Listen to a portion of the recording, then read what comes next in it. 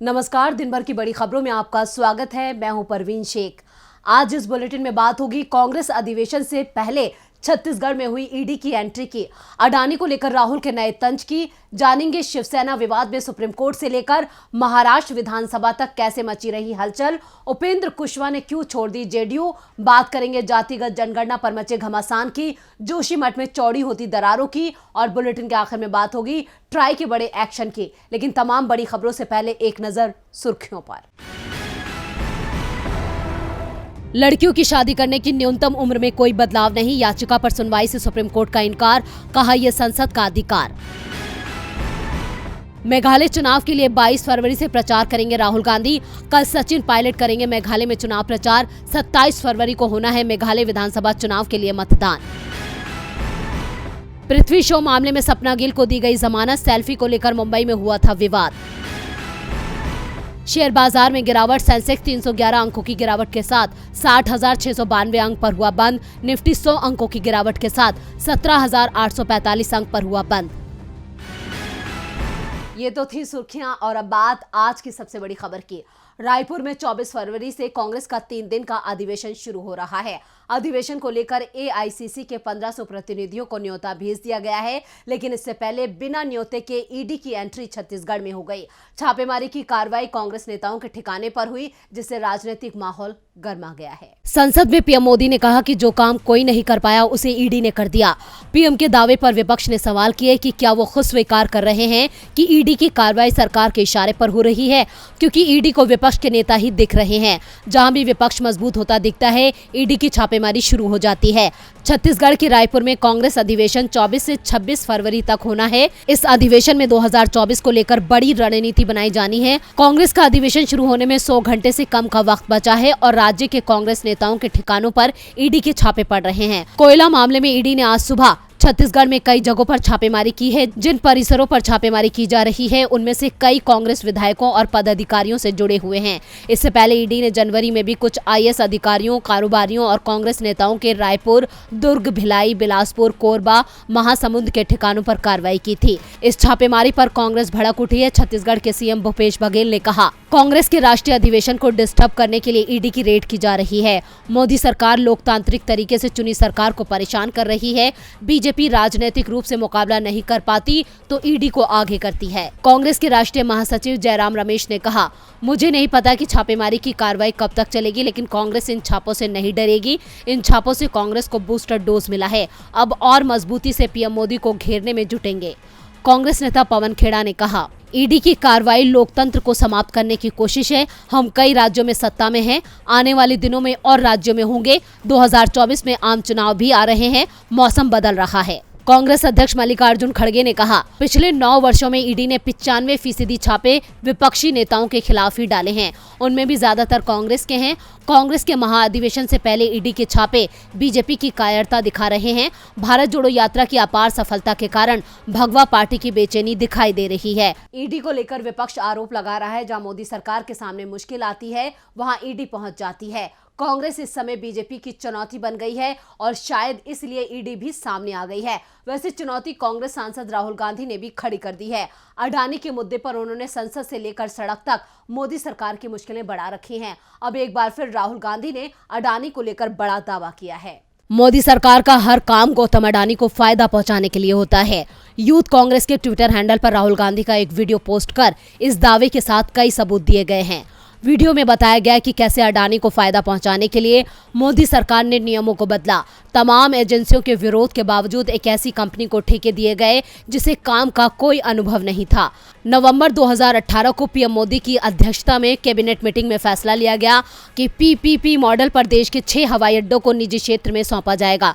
फरवरी 2019 में अडानी ग्रुप को लखनऊ, जयपुर, तिरुवनंतपुरम, गुवाहाटी, अहमदाबाद और मैंगलुरु के हवाई अड्डे सौंप दिए गए। इसके लिए नियमों को बदला गया। अडानी ग्रुप के पास इस काम का कोई अनुभव था ही नहीं। ये नियम हटा दिया गया। नियम था कि एक व्यक्ति को ज्यादा से ज्यादा 2 एयरपोर्ट दिए जाएंगे, लेकिन इस नियम को भी बाद में बदल दिया गया। यह सिर्फ एक काम नहीं था, बल्कि रेलवे, बंदरगाह, रोड, हर सेक्टर पर अडानी ग्रुप का कब्जा होता गया।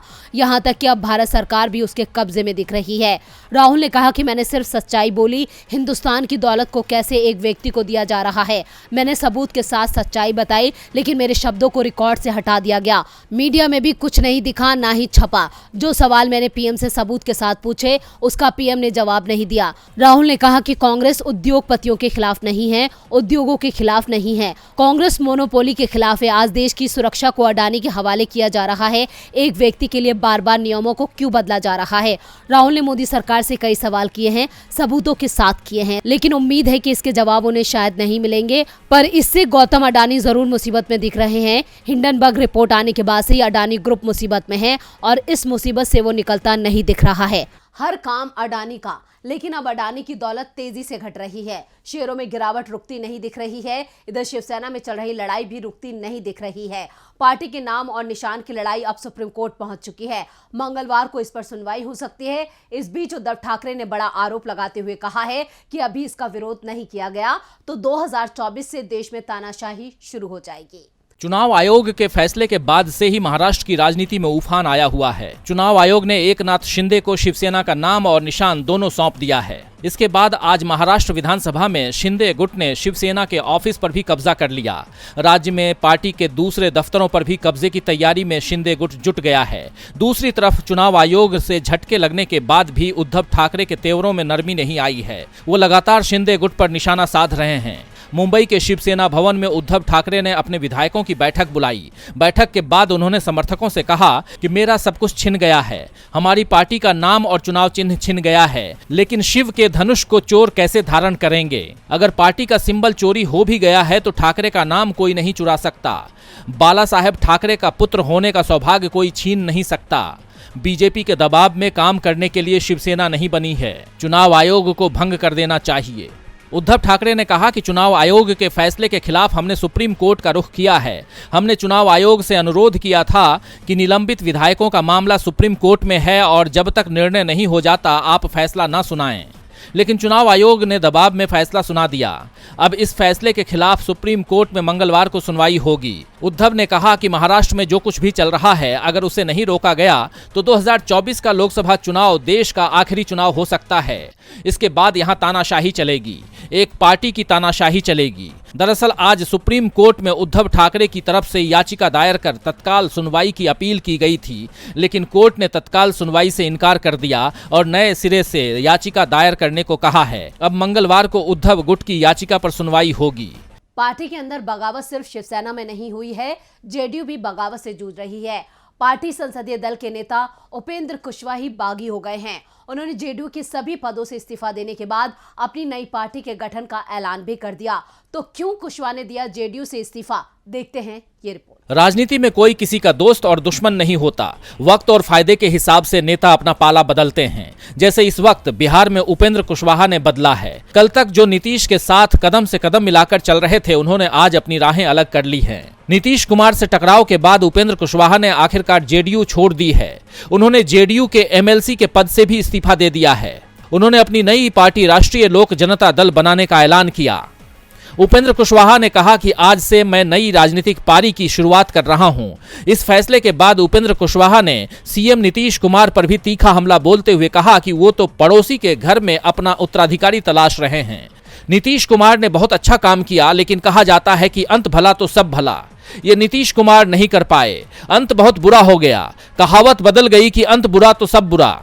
आज वो जिस ओर चल पड़े हैं वो बहुत ही बुरा है, न सिर्फ नीतीश कुमार के लिए बल्कि जनता और पार्टी के लिए भी। उपेंद्र कुशवाहा ने कहा कि मैंने चुने हुए साथियों को पटना बुलाया है। जेडीयू में बहुत बेचैनी है। वैसे ये पहला मौका नहीं है जब उपेंद्र कुशवाहा ने नीतीश कुमार का साथ छोड़ा है। इससे पहले 2005 में और उसके बाद 2013 में वो नीतीश का साथ छोड़कर अपनी पार्टी का गठन कर चुके हैं। हालांकि इस दौरान कुशवाहा बिहार की राजनीति में कोई खास छाप नहीं छोड़ सके थे। ऐसे में 2 बार उन्हें लौटकर नीतीश के शरण में आना ही पड़ा। अब एक बार फिर कहा जा रहा है कि कुशवाहा की नाराजगी ज्यादा दिन नहीं चलेगी और वो फिर से जेडीयू के साथ आएंगे। खैर, ये तो आने वाला वक्त ही बताएगा कि बिहार में ऊंट किस करवट बैठेगा। कुशवाहा के इस्तीफे से नीतीश कुमार की परेशानी जरूर बढ़ गई है, लेकिन नीतीश का एक दांव बीजेपी की परेशानी भी बढ़ाने में जुटा हुआ है। नीतीश सरकार बिहार में जातिगत जनगणना करा रही है और अब यह मुद्दा बीजेपी की सबसे बड़ी परेशानी बनता दिख रहा है।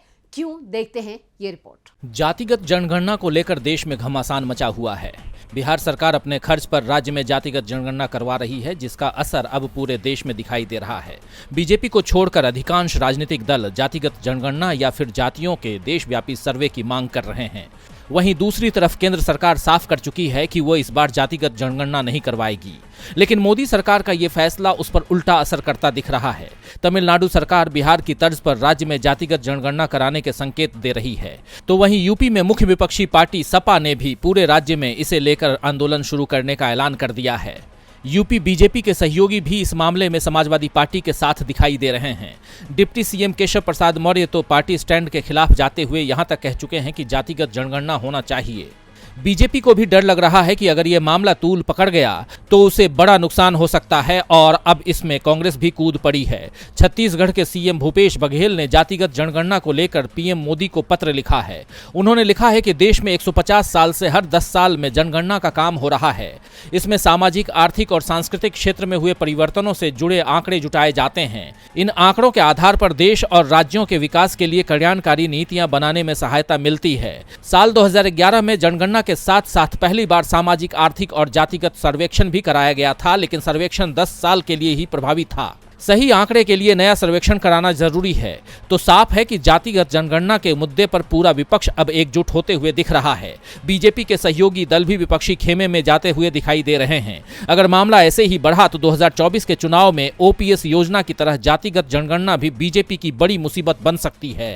जातिगत जनगणना ने बीजेपी को मुसीबत में डाल रखा है, तो दूसरी ओर मुसीबत पहाड़ों पर भी आई हुई है। जोशीमठ में पड़ती दरारें रुक नहीं रही हैं और इससे अब चारधाम यात्रा भी मुश्किल में फंस गई है। तो आखिर क्यों चारधाम यात्रा पर आई मुश्किल, देखते हैं इस रिपोर्ट में। चारधाम यात्रा का ऐलान हो चुका है और 25 अप्रैल से केदारनाथ धाम जबकि 27 अप्रैल से बद्रीनाथ धाम के कपाट खोले जा रहे हैं।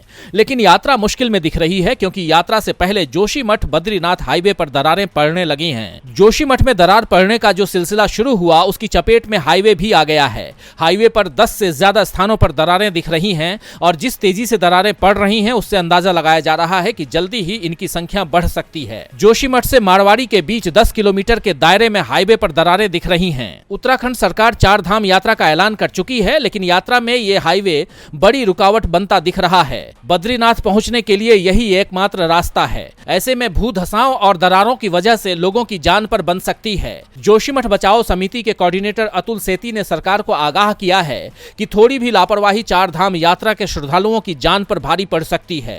यात्रा के दौरान बड़ी संख्या में गाड़ियों का आना जाना होगा। ऐसे में ये समस्या और बढ़ सकता है। आपको बता दें कि जोशीमठ बचाओ समिति उत्तराखंड में नागरिकों का एक ग्रुप है जो जोशीमठ में आई दरारों और जमीन धंसने की समस्याओं को उजागर कर रहा है। चमोली के डीएम हिमांशु खुराना ने बताया है कि मौके पर जांच टीम को भेजा गया है। भू धसाव मामले पर प्रशासन की नजर बनी हुई है। जोशीमठ में जमीन धंसने से अब तक 868 इमारतों में दरारें आई हैं। उन्होंने कहा कि इनमें से 181 इमारतें असुरक्षित इलाकों में हैं। और बुलेटिन के आखिर में बात ट्राई के आदेश की। Telecom regulatory authority of India ने सभी टेलीकॉम कंपनियों को 10 डिजिटल वाले नंबरों को बंद करने का आदेश दिया है। अगर कोई भी व्यक्ति इन नंबरों का इस्तेमाल करता है तो उन्हें विकल्प तलाशने होंगे, क्योंकि जल्द ही ये नंबर बंद हो जाएंगे। तो किन नंबरों पर ट्राई के आदेश पर होगी कार्रवाई, देखते हैं ये रिपोर्ट। मोबाइल यूजर्स को आए दिन प्रमोशनल कॉल्स और एसएमएस आते रहते हैं। कई बार तो एक दिन में इतने प्रमोशनल कॉल्स आ जाते हैं कि यूजर्स परेशान हो जाते हैं, क्योंकि टेलीकॉम कंपनियां ना दिन देखती हैं और ना ही रात, बस कॉल या मैसेज भेजती रहती हैं। लेकिन अब इस परेशानी से छुटकारा मिलने वाला है। दरअसल telecom regulatory authority of India यानी ट्राई ने 10 डिजिट के उन मोबाइल नंबर को बंद करने का फैसला किया है जिनका इस्तेमाल टेलीमार्केटिंग कंपनियां कर रही हैं। प्रमोशनल कॉल्स के लिए टेलीकॉम कंपनियों को एक स्पेशल नंबर दिया जाता है जो नॉर्मल नंबर से अलग होता है। जब ऐसे नंबर से कॉल या मैसेज आते हैं तो यूजर्स को आसानी से पता चल जाता है कि ये प्रमोशनल नंबर है। लेकिन कुछ कंपनियां नियमों को ताक पर रखकर प्रमोशनल कॉल्स या मैसेजेस के लिए 10 डिजिट के नॉर्मल नंबर का इस्तेमाल करती हैं। ऐसे कॉल पर ट्राई ने सख्त कदम उठाते हुए एक ऑर्डर जारी किया है, जिसमें कहा गया है कि टेली मार्केटिंग कंपनियां 30 दिनों के अंदर 10 अंकों के मोबाइल नंबर का इस्तेमाल बंद कर दें। अगर कोई कंपनी 30 दिन की समय सीमा के बाद भी प्रमोशन के लिए 10 डिजिट के नॉर्मल मोबाइल नंबर का इस्तेमाल करती हैं तो उसके खिलाफ कड़ी कार्रवाई की जाएगी। साथ ही सभी टेलीकॉम कंपनियों को भी सख्त निर्देश दिए गए हैं कि प्रमोशनल कॉल के लिए इस्तेमाल होने वाले अनरजिस्टर्ड नंबर को बंद कर दिया जाए। तो आज इस बुलेटिन में बस इतना ही। देखते रहिए डीवी लाइव। नमस्कार।